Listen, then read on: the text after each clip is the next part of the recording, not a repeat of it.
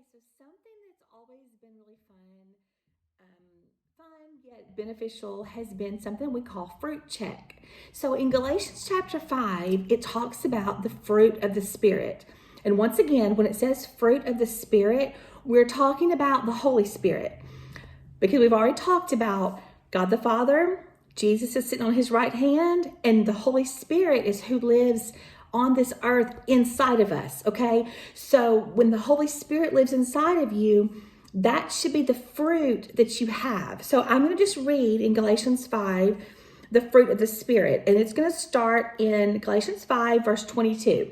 It says, "But the Holy Spirit produces this kind of fruit in our lives: love, joy, peace, patience, kindness, goodness, faithfulness, gentleness, and self-control."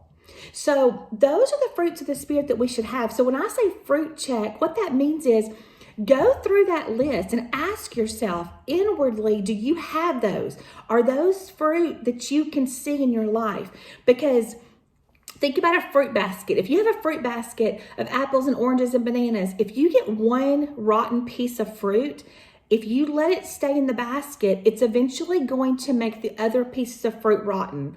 So if you're checking your fruit and you realize, hey, my piece is struggling, guess what? If you don't pray and ask the Lord to help you find out where your piece is at, eventually the rest of your fruit will be affected by that.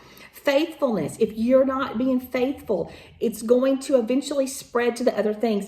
So it's not a condemnation like make you feel bad. It's to reveal to you what areas of your life need work. Because guess what? None of us have it all figured out. I do a fruit check all the time. I'm like, okay, do I have these things? And if I recognize, hey, you know what, Mandy, your joy is struggling, then I'm going to be like, okay, Lord, let's read verses on joy. I'm going to ask God, where's my joy? What happened to my joy? Find out what are things that may be affecting your fruit.